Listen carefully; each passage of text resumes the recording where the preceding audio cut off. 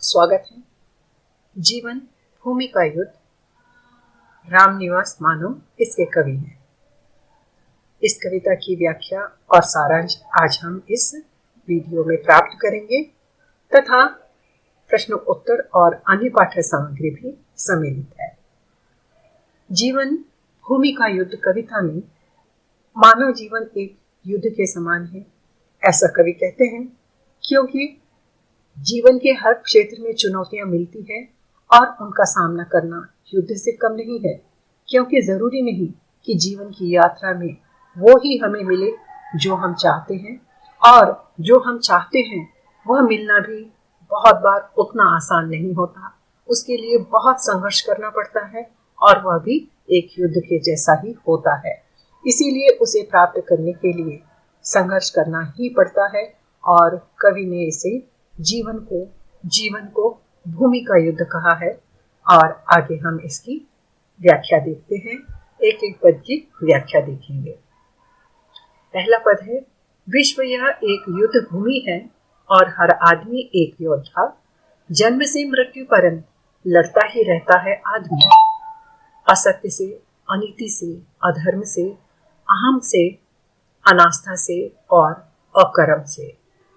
अर्थात इस दुनिया को कवि ने युद्ध भूमि कहा है, क्योंकि जीवन यात्रा में बहुत समय ऐसा आता है जब स्थिति उससे अलग होती है जैसा हमने पहले से सोच कर रखा होता है, और कई बार अनहोनी घटनाएं भी अचानक से आ जाती हैं जो हमारे लिए चुनौती बनकर खड़ी हो जाती हैं। उनसे निपटना, सामना करना, और कई बार ये सामना करना युद्ध से कम नहीं होता।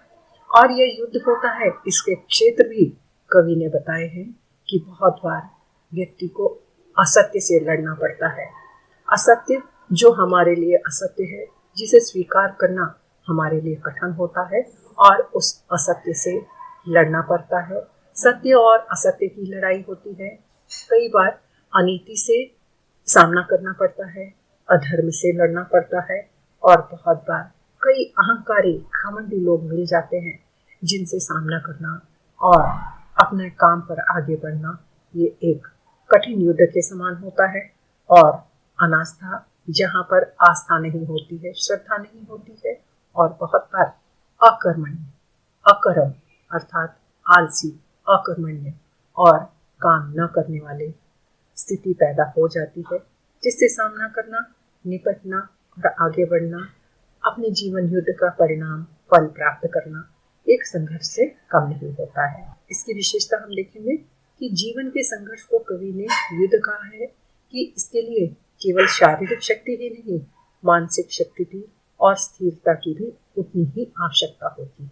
और यहाँ हम कठिन शब्दों के अर्थ देखेंगे। मृत्यु पर्यंत अर्थात मरने तक, और अनास्था जहाँ आस्था नहीं होती है, विश्वास नहीं होता है। दूसरा पद हम देखेंगे, हर आदमी की रगों में छुपी होती है आग की शक्ति, अपरिमित और असीम, जिसके बल से उठ सकता है धरती से आकाश तक, मनुज में देवत्व के विकास तक। अर्थात पहले पद में कवि ने बताया कि यह जीवन जो है वो भूमि का युद्ध है और किस तरीके से दुश्मनों का सामना करना पड़ता है। और दुश्मन होते हैं असत्य के, अनीति के, अधर्म के, अहंकार, अनास्था और अकर्मण्यता के। और अगले पद में कवि कहते हैं कि मनुष्य में इन सब से लड़ने के लिए अपरिमित शक्ति होती है, ताकत होती है, और अपनी इच्छाओं को पूरी करने के लिए प्रगाढ़ इच्छा होती है, शक्ति होती है, आग की समान शक्ति होती है। अर्थात दुश्मनों से लड़ने की शक्ति भी होती है और अपनी इच्छित वस्तु प्राप्त करने की भी शक्ति अपरिमित होती है। और अगर व्यक्ति उसका सही उपयोग करना जानता है तो वह आकाश तक ऊंचा पहुंच सकता है और मनुष्य के रूप में वह देवत्व भी प्राप्त कर सकता है। देवत्व प्राप्त करना अर्थात जिस प्रकार भगवान दूसरों की सहायता करते हैं, वैसे ही मनुष्य अपनी इच्छाओं की पूर्ति करके दूसरों के लिए भी कुछ करने योग्य बन सकता है। इसे कवि ने मनुष्य में देवत्व के विकास तक की संज्ञा दी है। अर्थात मनुष्य में असीमित और परिमित शक्ति है, लेकिन उसका उपयोग करना उसे आना चाहिए। तो जीवन के युद्ध में अर्थात कठिन परिस्थितियों से निपटने की प्रबल शक्ति हर व्यक्ति में होती है, जिसका उपयोग करके वह विपरीत स्थितियों से उबरकर आकाश को छू सकता है, आकाश की ऊंचाइयों को छू सकता है और अपना ही नहीं दूसरों का उत्थान भी कर सकता है। मनुष्य से भगवान के जैसे दूसरों की सहायता करने की योग्यता प्राप्त कर सकता है। इसकी विशेषता हम देखेंगे कि मनुष्य से देवत्व का अर्थ है कि जिस प्रकार भगवान सभी की सहायता करते हैं, वैसे ही भाव, वैसे ही शक्ति मनुष्य प्राप्त कर सकता है, अगर वह अपनी शक्तियों का सही उपयोग करना समझ सके। तीसरा पद है, पर जीवन के महाभारत में कभी कभी वह सम्मोहित हो आसक्ति की शक्ति से भर जाता है, विरक्ति से है, तब होता है जन्म एक नई भगवत गीता का। जिसका अर्थ हम इस प्रकार देखेंगे कि जीवन यात्रा संघर्ष के साथ सफलतापूर्वक चलती रहती है, किंतु कुछ रुकावटें मोह माया के बंधन के रूप में सामने आ जाती है, जिसे कवि ने जीवन के महाभारत की संज्ञा दी है।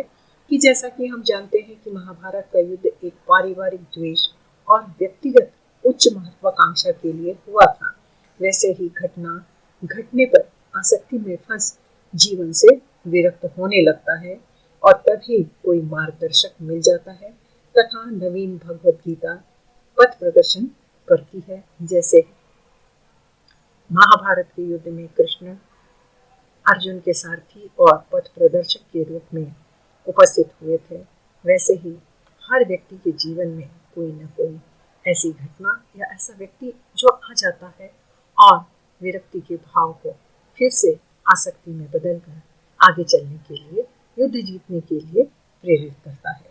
इसकी विशेषता हम देखेंगे कि कवि ने संदेश दिया है कि पारिवारिक द्वेष और व्यक्तिगत महत्वाकांक्षा जीवन की सफलता के लिए सबसे बड़ी बाधा है।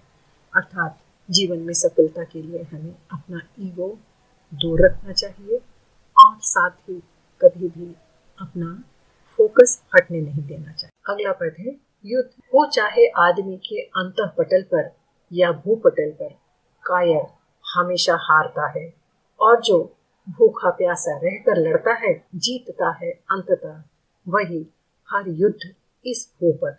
अर्थात कवि ने कि अगले और अंतिम पद में कवि कहते हैं कि जीवन रूपी युद्ध भूमि पर वही व्यक्ति जीत पाता है जो समस्याओं का सामना डट कर करता है, क्योंकि एक युद्ध तो हम सामने देखते रहते हैं और दूसरा एक हमारे दिमाग में अंतःपटल पर चलता रहता है, विचारों में उलझे रहते हैं और कोई एक स्थिर निर्णय नहीं ले पाते हैं। इसलिए वह मानसिक युद्ध अंतःपटल पर चलता रहता है। अर्थात जीवन रूपी युद्ध भूमि में युद्ध या संघर्ष चाहे मानसिक हो या धरती पर हो, युद्ध में जीत उसी की होती है जो हर समस्याओं को, हर बाधाओं को निडर होकर सामना करता है और उनसे निपटकर आगे बढ़ता है। इसके लिए वह अपनी भूख प्यास को भूलकर, पूरी ताकत लगाकर और अपने आप को भूलकर जी जान से लड़ता है। वही साहसी व्यक्ति हर युद्ध में जीत हासिल करता है। इस धरती पर वही विजेता बनता है जो जीतने की ईमानदार कोशिश करता है। अर्थात अगर आप किसी भी क्षेत्र में आगे बढ़ रहे हैं, जीवन यात्रा आगे चल रही है, अगर आपने उसे आने वाली समस्याओं को निडर होकर सामना नहीं किया या उस परिणाम को प्राप्त करने के लिए जो आप चाहते हैं पूरी ताकत नहीं लगाई, तो आपकी कोशिश ईमानदार नहीं होती है। तो हम इसकी विशेषता देखते हैं कि युद्ध क्षेत्र में उतरने के बाद जीत उसी को मिलती है जो परिणाम पर ध्यान रखते हैं या फोकस्ड होते हैं, न कि अपनी भूख प्यास को महत्व देते हैं, छोटी मोटी जरूरतों या छोटी मोटी या कुछ समस्याओं के कारण देते रहते हैं, गलतियों के कारण देते रहते हैं। वे लोग कभी भी आगे नहीं बढ़ सकते हैं, वह फल प्राप्त नहीं कर सकते जो उन्हें प्राप्त करने की इच्छा है। अर्थात जीवन में फोकस रखना चाहिए और छोटी मोटी जरूरतों को महत्व न देकर अपने ध्येय की ओर आगे बढ़ना चाहिए, तभी ही युद्ध जीत पाएंगे। अब हम अगली पाठ्य सामग्री की ओर आगे बढ़ते हैं कि आपको प्रश्न पत्र में पहला प्रश्न आता है। निम्नलिखित प्रश्नों के उत्तर एक शब्द या वाक्यांश में लिखिए। जिसके लिए यहाँ पर इस कविता पर आधारित कुछ प्रश्न मैंने तैयार किए हैं और जिनके उत्तर भी लिखे हैं, और यह प्रश्न उत्तर आपको सारांश लिखने में भी सहायता करेंगे और ससंदर्भ व्याख्या करने में भी सहायता करेंगे। और यहाँ आपको इन प्रश्नों के उत्तर एक शब्द में ही लिखने होते हैं, इस बात का आपको ध्यान रखना है। और इसके बाद हम अगले चरण में पहुंचते हैं। दूसरा प्रश्न आता है ससंदर्भ व्याख्या कीजिए। आपको पूरी किताब में से 3 प्रश्न दिए जाएंगे जिनमें से आपको ससंदर्भ व्याख्या करनी होती है। तो यहाँ आप वीडियो के पहले भाग का सहारा ले सकते हैं। और तीसरा प्रश्न आता है कविता का सारांश लिखकर उसकी विशेषताओं पर प्रकाश डालिए। तो यहाँ पर आप देख रहे हैं कविता का सारांश बिंदु रूप में पॉइंट वाइज बना दिया गया है, जिससे आपको पूरी सहायता मिल सकती है। और चौथा प्रश्न आता है टिप्पणी लिखिए। निम्नलिखित में से किसी एक पर टिप्पणी लिखिए। तो आपको 2 शीर्षक दिए जाएंगे, उसमें से एक पर टिप्पणी लिखना होगा। तो आप देख रहे हैं टिप्पणी लिखने का फॉर्मेट आप देख रहे हैं कि जो भी आपको 2 शीर्षक दिए जाते हैं टिप्पणी लिखने के लिए, सबसे पहले जो भी प्रश्न आप टिप्पणी लिख रहे हैं उसका शीर्षक लिखिए। उसके बाद उस शीर्षक का परिचय लिखेंगे कि यह हमारी पाठ्य पुस्तक का नाम लिखिए। उसके बाद कविता और कवि का नाम लिखिए और एक संक्षिप्त रूप से उस शीर्षक के विषय में कविता के आधार पर आपको टिप्पणी तैयार करना है, जो 5 अंक के लिए एक प्रश्न होगा जिसे आप यहाँ पर देखते हैं। इस प्रकार छात्रों यह पाठ्य सामग्री पूरी होती है। मुझे आशा है आपको यह जरूर उपयोगी होगी।